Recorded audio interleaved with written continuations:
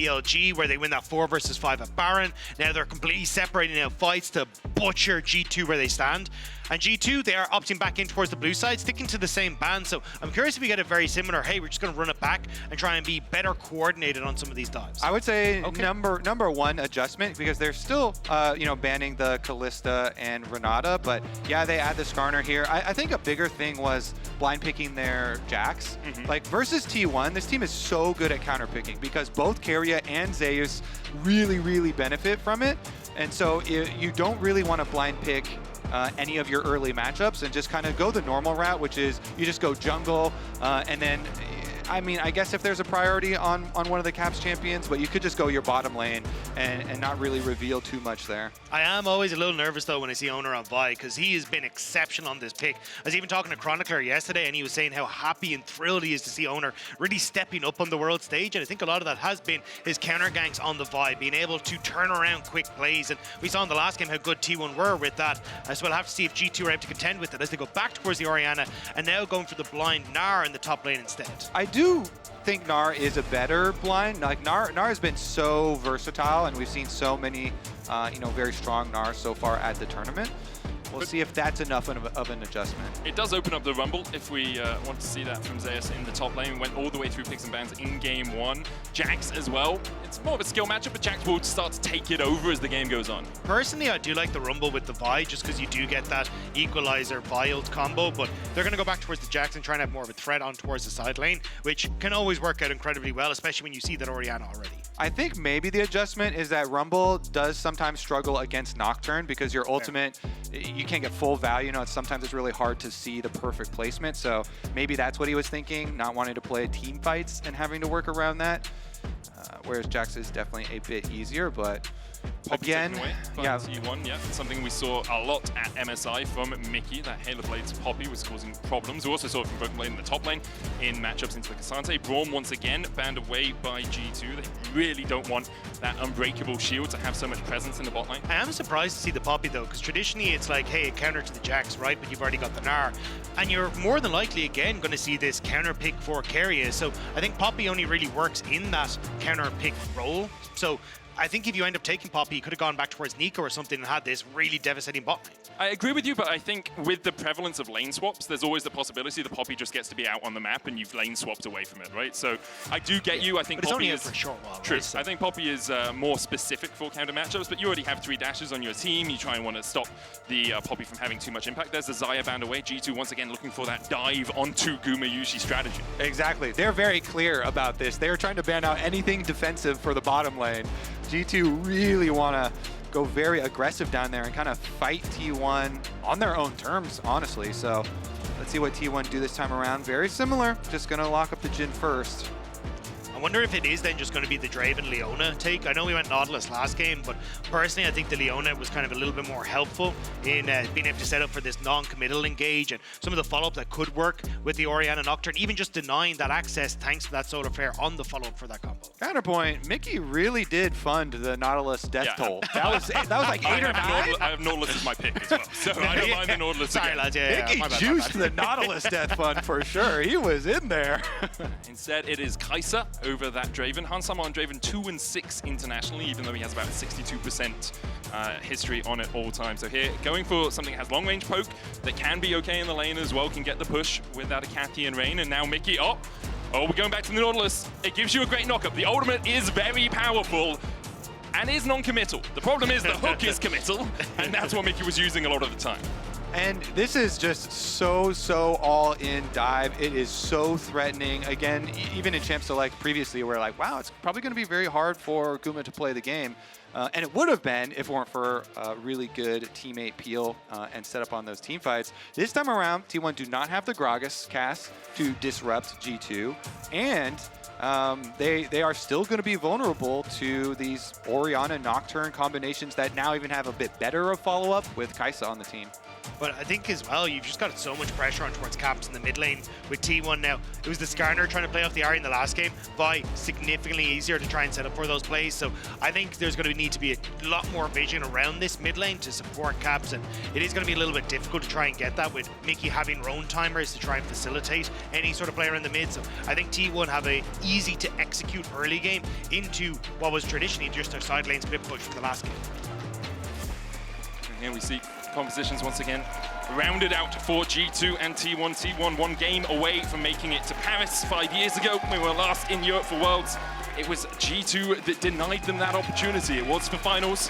G2 obviously going on and losing 0-3 to FPX, but for T1 and for Faker, it's been a long road home. Managing to win last year, managing to overcome Weibo after falling just short against DRX, and now looking for Faker's fifth. For T1's fifth, what an accomplishment that would be. Faker, actually, if he wins this game, has 100 wins at Worlds, which is 40 more than any other player, which is just an astronomically large gap. For G2, obviously, you're at 2-1, you do have another series after this, but last year, things started collapsing after this sort of point. We all know, NRG beating G2 in that 2-2 I saw series. you giving me the side eye there. You don't want to be in that spot. Sorry. I mean, you shouldn't be. NRG played better. Honestly, though, on your point for this T1 roster too, remember back to last year and their run and all of the interviews talking about, they thought that this roster would even break up, probably. So I've just been so happy to continue to follow this roster throughout the year, and for them to really start peaking again here at Worlds again would just be such a cool story for them.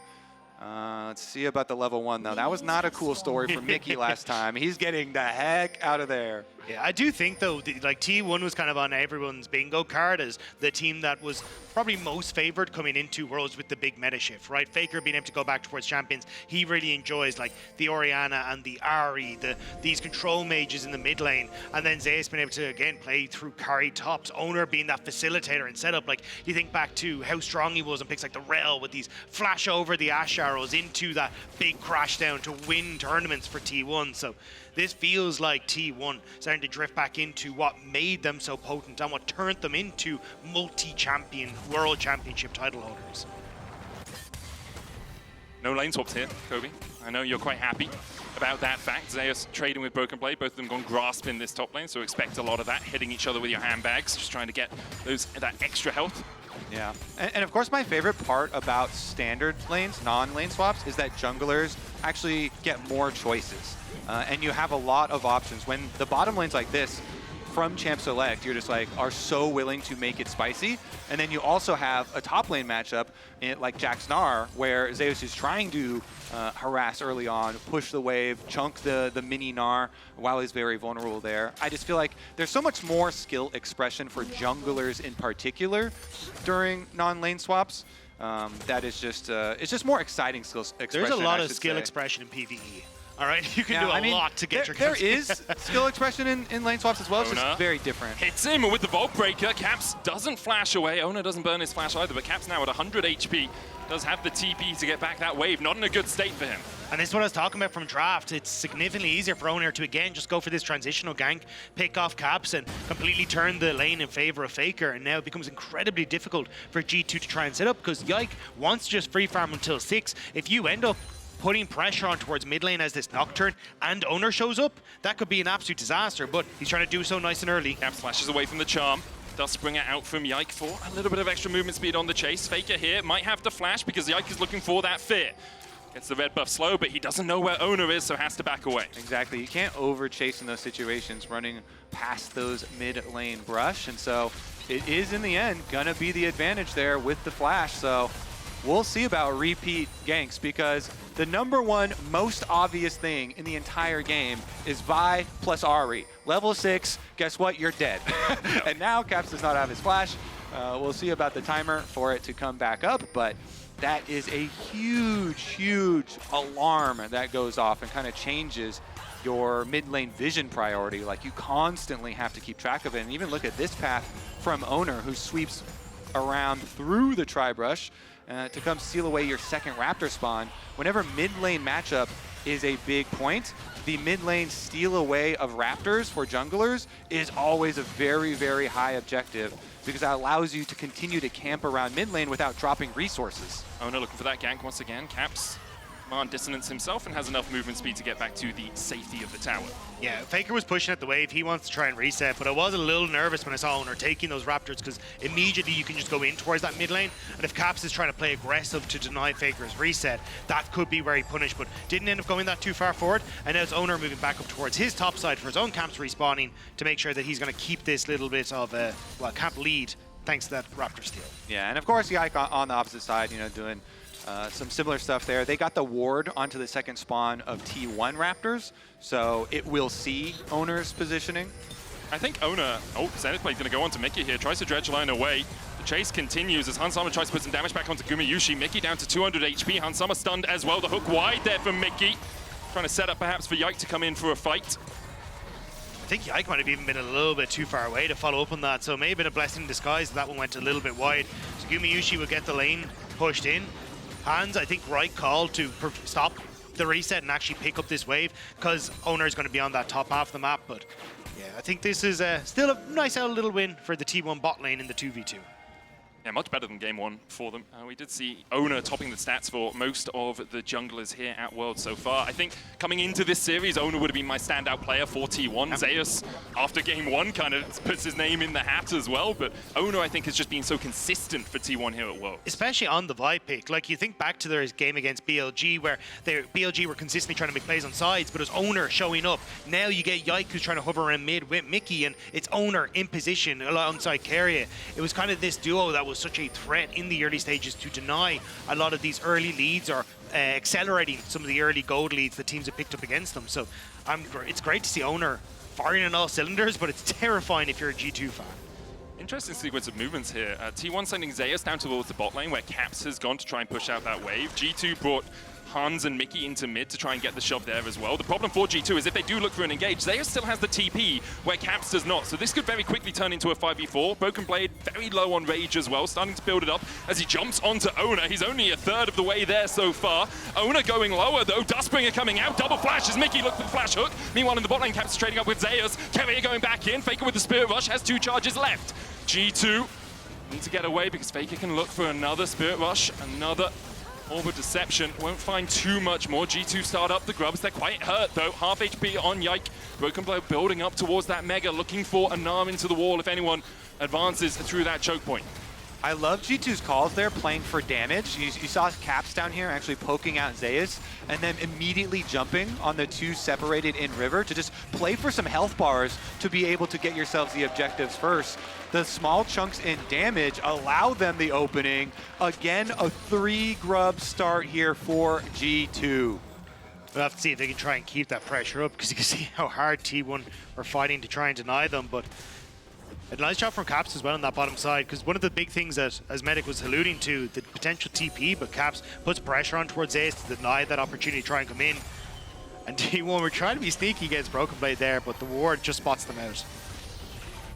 Okay, start for G2. T1, though, will still be relatively happy with the position they're in. They have a slight gold lead for Zeus. They have a slightly larger gold lead for Gumayushi on this Jhin, and they really start to come online when they get that first item, second item. Now, both level 6 on Ono and 7 on Faker means they have that cease and desist Spirit Rush combination. Caps' flash back up for G2 makes him a little safer in a side lane. Doesn't have the TP yet, though, and it looks like he's going to shove out one more lane on the bottom side. I mean, I'm not even trying to give you guys coke. Don't do it, man. Yeah, I mean, we want good League of Legends. No, you're off. No more talking. Shox told me to, but I legit actually prefer the G2 comp side with the small adjustments that they made in this game. So because they have the actual versatility of the Kai'Sa for later, and because this time the top lane matchup is Gnar versus the Jax instead, doesn't have to worry about the disruption from the Gragas. I actually really like the little adjustments here. So for the sake of the fans as well who want more excitement, I mean, it would be much more exciting if G2 were able to take this game, and obviously, as LEC casters, we are slightly biased in that regard, but continue to watch the game and just want the best League of Legends we can see. T1 here will be able to get the Drake. G2 really shouldn't fight this because Broken Blade TP'd up to the top lane only a few moments ago. If they try to invest, obviously Zeus can join the battle and they would be at a numbers disadvantage again. They won't battle against it. See Yike just hovering Hansama and Mickey in case anything does happen, but with Guma and Carrier backing away, just going to be this wave getting shoved out. Big question will be, can T1 with the Ahri plus the Vi here find themselves a pick? Already, you see the bottom lane moving up. One of the biggest objectives when you do have Vi Ahri is to try and control the vision between the river here, so you can have these alleyways where you go for those picks and then you get to turn them into extra pressure on the map. And so Keria and Guma also doing their part in that, trying to keep it clean from bottom lane. You see the control wards all the way up through the river, warding up here too as well. And so Caps, I mean, he has had confidence this game in his movement, which has definitely been very key, and his flash cooldown that was actually blown has gone unpunished. So at least they're doing quite well on that front.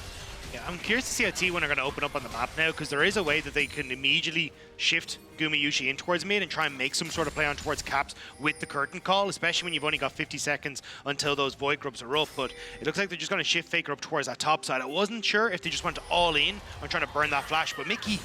Oh, Faker goes in with the Spirit Rush, the Charm landing as well, and Mickey is done for. First blood in the first 2 games. Mickey dies, Ona takes the kill. Vi Ahri, pretty good at getting picks because they can jump over walls there, but also, you know, props to Mickey keeping up with the Nautilus Death Fund. That's one more for us. I do as well have that. Double ults burnt.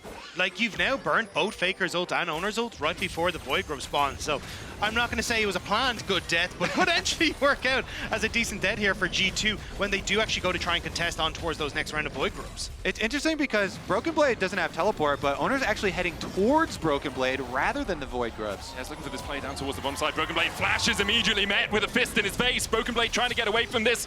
Obviously, has to try and escape from Ona, who flashes forward. Another Vault Breaker. Broken Blade trying to dodge it. Ona holds it forever. Ona finds another as Broken Blade can't escape his clutches. There was no escape there. Owner waiting over the wall. Broken Blade tried to sidestep it, but good call from Owner, just hold on. But still on the opposite side, Void Grubs galore. And it will be, I imagine Zaya is starting to put a bit of pressure here to answer for some of the third places. Faker, no way he catches Mickey again. You put everyone on pause when you said that. Everyone's like... Oh, Mickey looking for the hook here. So Yike can come in with the paranoia. There's the depth charge as well. The chase forward. Kerry has joined his mid laner. Faker flashes away. The ignite ticking on him won't be enough. That's the stun into the shield of the Wraith. Daybreak into the solar flare into the death of Yike. Rob, your no was heard around Europe. They were so close, but they just couldn't quite find the damage to kill off Faker. Oh, I'm heartbroken. We were so close. Mickey, though. Another Zenith Blade. Ona has cease and desist here, but I don't think she might just be coming off cooldown. Decides against going for it. TP to the top lane by Faker as well. G2 will walk away wounded and 1.6k behind. Oh man, Faker with one of his getaways. Regardless, Mickey should be able to get out here with just the Gromp steal for Owner, but man, another one. This is a big investment too, as we'll take a look. You mentioned the ultimates used to kill Mickey. Now it's kind of the reverse situation, and Faker did get that little, sight of Mickey. So good vision toggle by the observers. And then the engage comes through from Mickey, and it's a nice setup. Carry here to try and help, but bot side. Oh, Zeus flashes away. He's hit with a house. And Caps and Broken Blade find a kill. Carrier's looking to collapse here as well as Gumayushi, but this tower is already quite low, down to 1 plate remaining on it. Carrier going in with the Zenith Blade. Gumayushi there with the Deadly Flourish as well. Broken Blade still pretty tanky though. Yike's here to join the fray. Has the paranoia. Can't go into Guma, but there's a flash and a barrier on that AD carry, making it a little bit more suspect to go for the dive. Mickey and Hansa are starting to collapse, and this will be first tower over to G2. Faker even dropped off that top tower, trying to move down to see if he can cover the mid lane, so then G2 can't always just push in towards mid as well. But so much of this early game has been about these cross maps. The Void Grubs for the bot play on towards Broken Blade and getting a ton of plays on towards Zeus, and then you see Faker in the top half of the map, so G2 make the bot half play. But now, because G2 are on the bot side. Zayas TP's top to get the top turret as well. A huge amount of this go back and forth thanks to these plays. Still, I think it's a hugely beneficial kind of response from G2 because they get their bonus first turret gold as well, and those are the types of plays where you really want to see the reset and kind of set up for it on the other side, but they jump on it and they get the small benefit even though they have had a couple of speed bumps here. Are able to get a little bit more gold. And now you've got first items almost complete across the board. It's only BB who has that reset that he can go for and the teleport back in. But I'm curious now what you want to do. Both Dragon and Rift Herald up and available. I think T1 going to focus up towards Rift Herald, which is probably right against the Chemdrake. And G2 going to see maybe if they can make some sort of play. But there's no tower for BB and he's so far extended. See the lane economy snapshot brought to you by MasterCard. Very much in favor of Owner. No big surprises there. Broken Blade trying to hide in the top lane. He's going to TP away. Will he escape? You can see it on the minimap. The Counter-Strike finds him alongside the cease and desist, and Broken Blade doesn't have a hope in hell of escaping this one. Zayas leaps on his face and takes another 4-1 now to T1. It's interesting that they have such a bounty on Broken Blade's head, it feels like. Not in a literal sense, but they've got a target on his back. T1 keep on going for these assassination attempts onto Broken Blade. It's almost like when they gave up the 6 grubs, they were saying, you are not going to have a split pusher that can use these. We're going to make sure of it because while we did give up the 6 grub buff, you know, we killed Broken Blade when we did that, and then we're going to keep looking for kills on him and try and really put that Gnar behind to the point that Zeus is going to be able to control side lanes. Faker is going to be able to Another get charm hits. hits once again. Mickey thought he was safe in his own jungle, but there is nowhere safe from T1. And this is the moment in the game, in game 1, where we saw T1 begin to explode it away from G2's grasp. You can see already 2,500 gold ahead. Now with the Rift Herald charging through mid, they're going to open up the map and make it so much more tricky for G2 to do anything. Charm wide there by Faker, but he's just creating space. The Solar Flare hits. Hans Summer has to burn the cleanse, and Zayas is on the flank. The counter-strike, Hans Summer flashes it. Rift Herald charge forward. Zona can jump across that wall and look for Hans Summer. Yike with a fear, only onto Zayas. They're looking for the damage. The Shockwave will find him. Hans Summer surviving up towards the top side for as long as he can in the face of Owner, but now he's down and Kerry is down alongside him. G2 find 2. They lose their mid-tier 1. Can they find anything more? I think the answer's no for now. That darkness was crucial for G2. Being able to dodge, duck, dip, dive, and dodge in the darkness away from everyone was beautiful. And it meant that they got the turnaround on Tercaria and Zayas, even with Mickey missing the flash hook. Yeah, Zayas wanted to play the tether range on the Fear there, and he was just a little bit off and got locked in. Nice shockwave from Caps ended up getting him, but here's another look at the start, and they're trying to go for the dive. They even get the Rift Herald knock up there on the Caps passing through, but right there, Zayas does not quite break the tier feather, and that is enough to allow Caps to get a good shockwave. Then you have the desync from T1 as Keria goes back in, while the rest of them are kiting away. It still actually cost them the life of Hans Sama though, so in the end, it was just a little, like, 1 extra kill. And both of the summoners from Hans Summer as well. Zayas has his flash, has that counter-strike for a next engagement. 2 minutes 50 on the next Drake means it's likely to be a little while before we see that battle beginning. I will say though, for G2, even though it is just some gold, it is into the hands of Caps, and that's where exactly where you want it. The big shockwave plays are going to be the ones that you need to try and leverage yourself back into this game. You have the Nocturne delivery.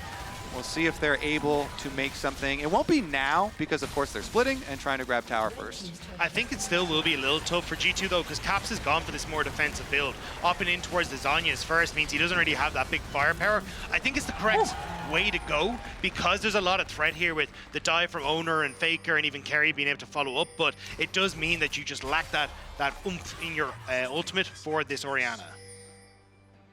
At the moment, T1 in control of the game, about 3,000 gold ahead.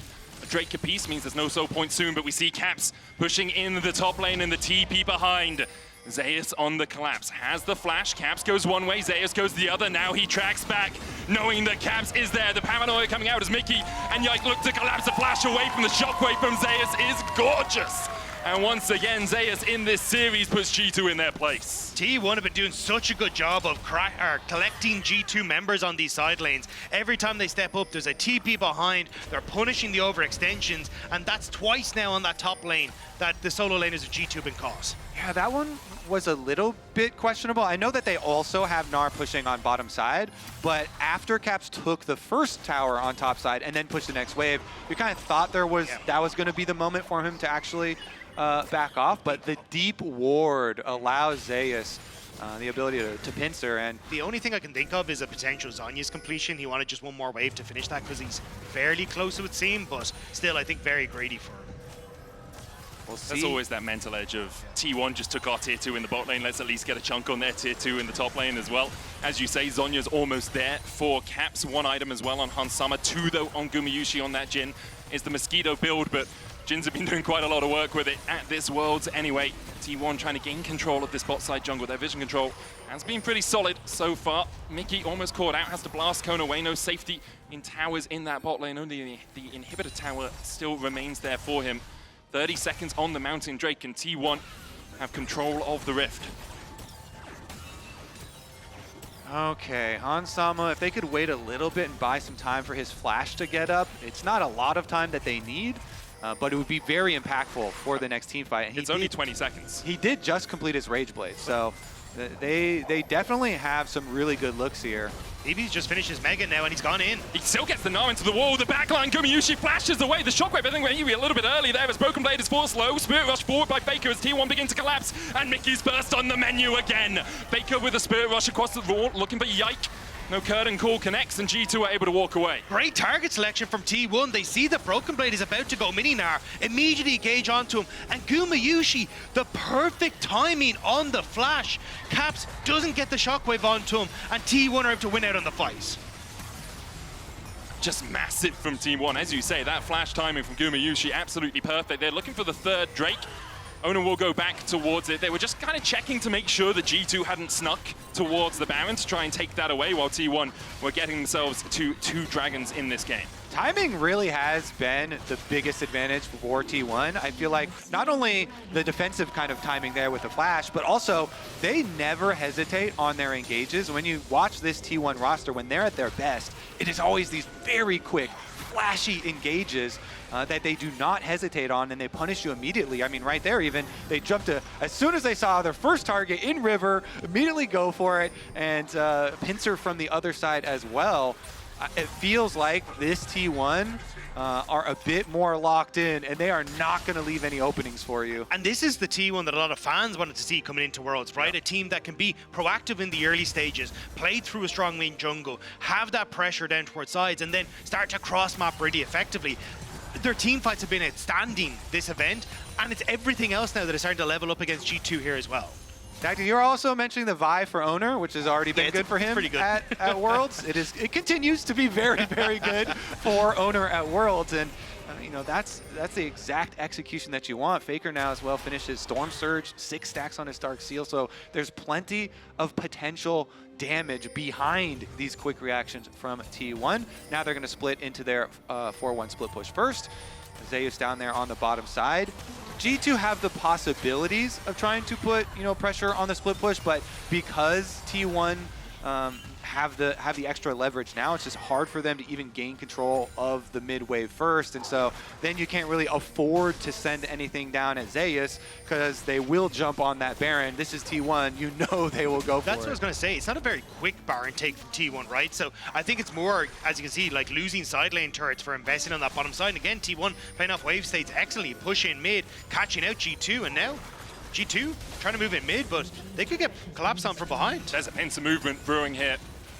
Teleport. See the TP behind that. Faker. Faker counter TP being used by Broken Blade. Curtain Call coming in as the stopwatch is used. Dion onto the backline, jumps Gumayusi, a good shockwave as well onto Zeus. And now we see Hansama having to try and get away from this. Owner going in as he puts the damage down onto Caps. Owner flashing away. Zeus the same. The killer instinct from Hansama gets Zeus in response. Now Faker diving around the fight. A hook coming out. Broken Blade trying to get into the Mega Gnar. He'll jump on their heads. Gooba stopped them. Faker escaping. Carrier slammed into the wall. On the top side, Yike killed off Gumayusi. And G2 somehow behind a fight. Only Faker gets out alive. G2 are going to get some extra money with the tower mid, and Faker just barely does so. Broken Blade hunting for him, but he's not gonna find the hiding spot. G2 strike back. T1 thought that they were going to be able to collapse, but look how long it takes them to get in. The TP from Faker down towards the bottom side, whereas as Zeus goes in, the stopwatch from Caps buys a bunch of time. G2 able to punish Zeus, and also then immediately like jumping on towards the Jin at the top side, buys a ton of time for Hansama to escape away. The target selection for owners to go into Caps, but Hansama diving in towards the back line obliterates the duo there. And then Faker, as he tries to go in, I think Broken Blade, the jump went on to carry. Oh no, yeah, I think he went on to carry instead, not being able to get that final proc, but still, they're able to win out on the fight. Faker barely escaping. Wow. Looking at each other's screens as well during the paranoia to get that little bit of extra vision. I love they're not using the shockwave, but immediately they do. Paranoia in, Faker down, solo play onto the backline as well. We see Hansama falling for it. Mickey trying to get into this fight. Broken Blade on his way across as well. Carrier, Owner there as well with Guma. Yushi trying to get away, doesn't have the flash. Owner doesn't. Carrier goes back in with the Zenith Blade. He's a sacrifice. A sacrificial lamb for G2. As there's 2 more on the board for them. Keep the pace up. G2, they do not let you rest. Firing off play after play after play. You saw it earlier where even on a failed play, they were immediately able to get back onto the map. But this time around, they do it after a successful one. Hansama, he had just a few seconds left on his ultimate. They still got the advantage though. And I have to say, the Nocturne going so deep in both of these plays, this is the real key playmaker here. In the previous one, soloing out Guma Yushi, finding him isolated. See if G2 can keep this up, because T1 still with the gold advantage and still with the better play on the map. It is still the 4 people here. As you can see, BB and Nautilus and Mickey trying to come down from the top side. So they're able to burst out Hansama, and it's about now trying to buy time for the top laner and support to come in. But Dragon is now up in 30 seconds, and that's where we're going to be looking at the next pace. And BB doesn't have the control at top. Wave on bot pushing in against G2. They have to sort out side lanes before they can really contest this. So I'm really glad they actually got to show us the beginning of the play, because I was under the impression G2 had just pulled the trigger. When it jumped back to us, I was under the impression that G2 were the ones starting out, but it was actually Faker who went forward, and Yike just tried to punish him. So let's see about the next Dragon setup here as they move in. T1 once again full access to the river first. G2 are forced to make a decision here. Is it going to be a dangerous face check, or are they going to try and get control of the mid wave first? Mickey looking for the hook. There's the charm.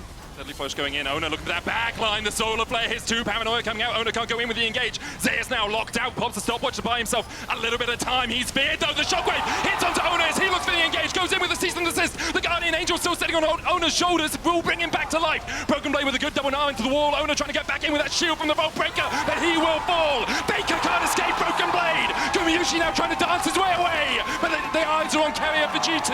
They're looking for one more. Gumayushi will have the fleet, will have the move speed from this Jin. Broken Blade chucks a house out, can't quite land it onto Guma's back. Caps with the dissonance. There's the slow from the red buff. They dodge the captive audience, and Guma's down 2. An ace for G2.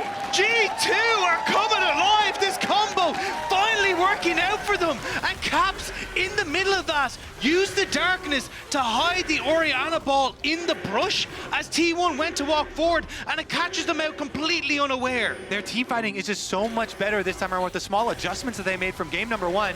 Zeus does have his teleport ready here, but he's not going to go for it. You have to think that it's still going to be a G2 Baron.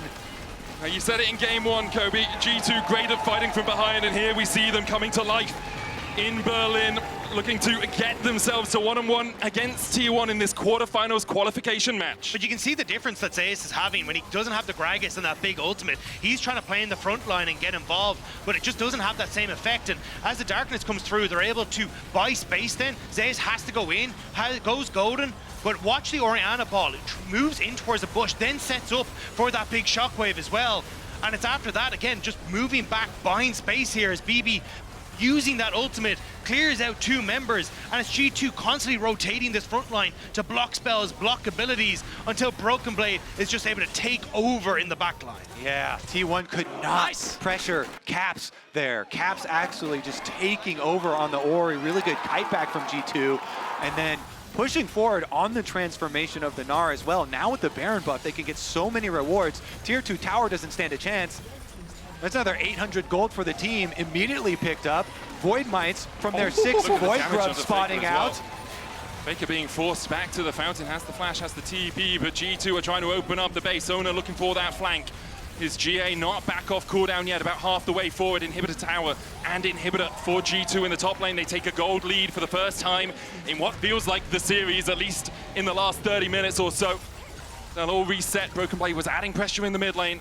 Drake still 4 minutes away. G2 have a minute and a half of this Red Bull Baron power play to really try to put the screws into T1. So, earlier, when you didn't have hope, I was trying to give you guys hope. Now, Take it away. Take it away. Now, It started to bubble. we are close to Faker getting a death cap on a very iconic champion for him, the Ahri here. So I think that is going to be one of T1's main goals, to get the death cap for Faker and then have one of these kind of classic Faker plays to try and pull out a big pick and dissect G2 as they're looking to push in, as Geotor are looking to close the loop here on T1. You know, they already have topside taken care of with the inhibitor. Now with the Baron buff, it's very easy to 4-1 split push. But will T1 be able to pull something magical out? Well, they're trying to. Zeus is in this top side trying to shove in. They sent Ahri to try and help him out, so looking to go for that cross map. Just G2 though, dropping, only playing off of 2 waves. Now the reset comes through for Broken Blade. He has no TP, so T1 maybe looking for the TP ward that's right in behind them. At the moment, you can just see it on the back of your screens, but G2, they end up rolling away, don't want to overextend. That ward had my heart in my mouth for a second because you could see it. Zeus TP's in, catches a couple of stragglers off the reset. G2 will just take a tier 2 in the bot lane. 4,000 gold lead for them as well. 3 items on Hans Sommer alongside that Seeker's Arm Guard. 3 on Caps, but the king has got his crown. Death cap completed for Faker. It may be heavy, but Faker was the one that stepped up at MSI in that 5-game series to deny G2 Game 5. Will it be Faker again to deny G2 a chance of making quarterfinals today? Fitting he also has the ring to match the World Championship ring, you know? Yeah. I will say though, this G2 comp, with the small changes that they made, they're so much more durable. And you see not only the Sterix Gauge that was on Yike here on this Nocturne. Wait, Mickey flashed into a wall and hooked? Never seen that before, eh? Nope. I think he was I looking didn't for the see it flash. either. I think never he saw what he face did, planted. actually. It's Pretty just sure he crazy. face planted. Back to Yike though, he's also got a Guardian Angel. So, you know, Yike is going to be able to go deep, and Caps has been able to stay so safe with his Zhonyas in the back line, just constantly providing so much threat. So we'll see here. You even have another stasis built by Hans Sama. It's just so durable for G2. They're just bullying them. Solar Flare, Hans Sommer dodges, only gets slowed. Broken Blade goes in with an arm only onto Ona. Zeus is TP'd in behind, and he dives onto Hans Sommer immediately. And Hans Sommer has the stopwatch, but he doesn't have much life left afterwards. He manages to get away with the killer instinct, and Mickey and Caps are only down. Ona face blasts the wall this time. Broken Blade left it to his own devices, and T1 clean him up. The flash in from Zeus with a counter-strike. Mickey trying to dredge line his way out of this one, but Faker's on the chase, as is Carrier. And Mickey, those hooks are sending you to Davy Jones's locker. Faker will take it. T1 will take the fight. Mickey is gone 6 feet under, but G2 cannot fathom how T1 have got in behind them so consistently. It was a delay played on the TP. It's a delay take on Mickey because 50 seconds until Dragon will deny a lot of control to G2. But T1, again, these great teleport flanks for Zeus. And even though that looks funny to follow him around, and Mickey knows he's a dead man, it actually is strategically sound to delay the Nautilus death for a longer death timer there. So they actually even hurt them further, knowing that he is a dead man walking, chasing him around, but it's all about the teleport. And look at this setup as well, right before the tower goes down. Yeah, he's Broken Blade goes on towards Owner, but it's Faker as he starts to shove out to buy space as the Zeus TP comes in, and it's Hansam who's basically dead to rights as this play starts off. The teleport flank gets right behind him. Their back line has to scramble. Both Hansama and Caps have nothing left here. And even though Owner fails to flash over the wall and isn't able to go get Caps, they do chase down Hansama, and the Dragon's Soul is theirs to set up. Wait, Zeus has hiding once again. Look at him. You can see Mickey's only just getting off towards where the red buff is. The paranoia comes out. It's Guma that secures the Drake. They're looking up towards the top side. Zeus caught out with the paranoia, gets the counter-strike, but there's the fear as well. The killer instinct coming in from Hansama as they look to catch out Zeus. The rest of T1 trying to come back to defend their top laner, but Zeus will be down before they can get there. G2 find one. They lost the Drake, they lost the soul, they go mid, Kobe, they can hear your call. G2 knocking on the doors of the Nexus now is T1 trying to defend. Shockwave is still up and available for Caps. You have to be so careful as T1 as you try to defend this. How much do G2 want to try and take super minions on the top side as well? It's so big. 3 inhibitors here. You're going to get... well, can they get 3? Top just respawned as they were taking the second one, so it looks like it's only going to be 2. T1 able to hold on, not have those double supers pushing in every lane. But Baron is still there, and if it's all inhibitors exposed, that could be the death knell for T1. G2 starting to move over. Isaias, 20-second death timer, no teleport. It's so risky though, because you have no wards left for Mickey. He puts this one control ward down. All Owner needs to do is get into this pit, and he might be able to snipe this away. The curtain's open. An encore for Gumayusi. Owner gets into it! And he takes it! Owner will pay the ultimate price for his ability to steal the Baron. He keeps T1 in the game, and G2 just couldn't dot their I's and cross their T's. Owner has been a beast for T1 at this championship. Barely getting in over the wall, gets the smite, and G2 now, with that dead timer though, they want to try and end it. Zayas had pushed in mid with Gumayusi and Keria, so G2 trying to fight back against the Baron buff. They should be able to get another inhibitor for themselves, but T1, with that Baron buff, should be able to defend. The tankiness the minions get from the Baron buff, they'll be spawning in a few seconds time for T1. There they are. They'll help them defend. Faker goes in. Death charge. Shockwave! There's 2 knocked up, but Zayas is already on the back line. The Gnar coming out from Broken Blade as well. Zayas is doing so much work. Caps down. Unsummer running for his life. Faker charms up Broken Blade. Zayas is just ripping through G2. Faker survives on the backline. Yike trying to do everything he can. The paranoia will help him take out his enemy jungler. Unsummer trying to survive here. Zayas has to call off the chase, but T1 once again hold on to the game. Someone's going to chase them, but they're going to get out. At least 2 there survive for G2, but the defense from T1 at Nexus Tower, 4v5, they pull it off, they chase G2 out again. Man, the tankiness on this Jax is insane. The Wits End MR and also having that Abyssal Mask means that this primarily AP damage Kai'Sa cannot get through him. Caps cannot get through him. And because Broken Blade is spending so much of his attention trying to buy space in this fight, there's just no one to take him down. But there, the steal, just barely able to get in towards the pit. And you'll see it here in the team fight, right? Faker goes in, good charm, the Shockwave is great, but as Broken Blade goes forward, it's Zayas who nobody can get through this health bar. This Kai'Sa relies primarily on the passive damage, but it's just not doing enough with this much MR on the Jax. Yeah, the layering of the Leona ultimate into Zeus Jax jumping onto the backline there was so big, got them so much space. And then the chase down there as well, getting the extra couple ones. You can see how close they are to extending this series, but you're never fully there against T1 until you actually can blow up the Nexus. Here we go, though. This flash as well. As you say, G2 looking for another push here. Hansama, Mickey, and Caps pushing out that bot side. Can't see if Zayas has his teleport up. Faker does. Any flanking wards, G2 have to do their due diligence here and clear out as many as possible. Double supers pushing in for the next minute and a half for G2. Zayas, though, an absolute monster so far this series, continues to be a thorn in the side of the LEC #1 representatives.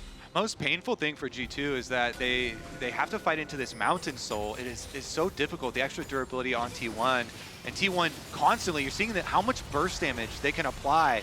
Ooh, Faker here, swing and a miss though. That might be a nice opening. G2, again, double stacked up, lines of super minions coming in, so much inevitable pressure. Look at top lane as well. Faker is the charm, only onto Mickey. Deadly Flourish will find him as well, but Mickey tanky enough now, has the Nice Vow and the Locket.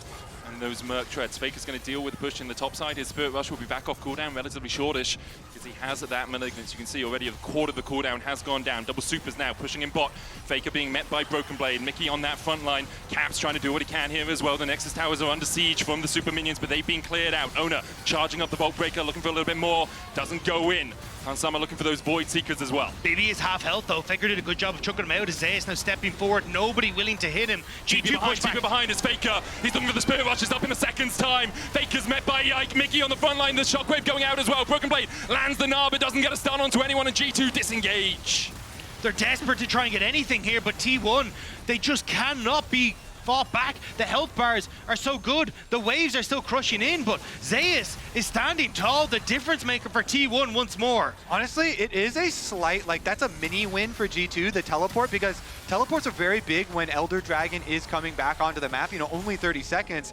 And while both inhibitors now here respawn for T1 and they kind of deal with that extra pressure from mid and bottom, they're still going to be forced into a situation here where G2 should be first to the objective, the biggest one on the map, the Elder Dragon, the evening factor. The big thing for G2 as well is T1 haven't left their base in about 3 minutes time, so there's no deep wards possible unless Keria has snuck his way in behind somewhere. The hook's going to land onto Oner. They look for the engage. Oner now has to burn the flash. Zeus has his TP and he's going to match the supers pushing in the top side. G2 have control of the river right now. Solar player Hansama only slowed. But Caps is the one they dive into and immediately assassinate him. Caps is swimming with the fishes and Hansama is going to join him. T1 immediately pounce and G2 don't know what hit him. T1 are forever clutch and G2 are finding out about it in the worst possible way. Zeus chasing down Broken Blade as T1 turn towards the outer Yike. The last one was stolen. Can you find revenge? A vision in the pit. Gumayuchi trying to keep him at bay.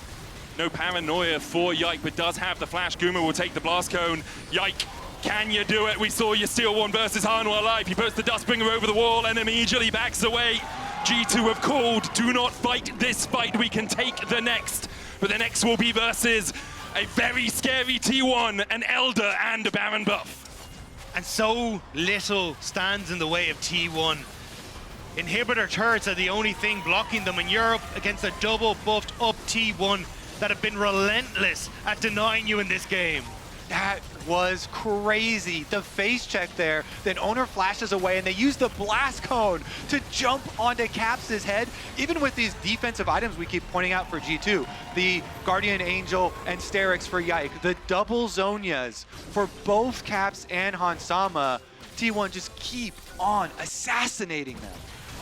Yeah, they get to see it here. Oner flashes over the wall, and then as they start to step up again, I mean, they spot Caps for just a second there at the back, and it's the setup that they need. They follow up immediately, and they absolutely destroy the Orianna. God, Oner is crazy. He's just done so much this game, you know, not to mention stealing away the Baron, but constantly good engages for them.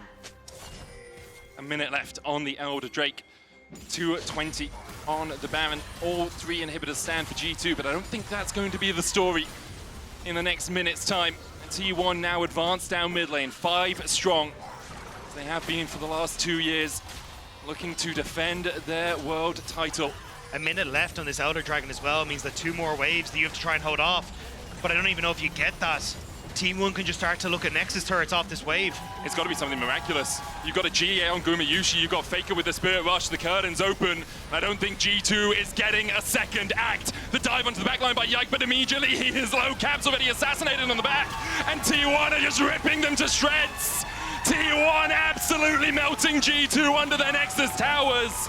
History doesn't repeat itself, but it damn well rhymes. It's another Friday, it's another T1 win.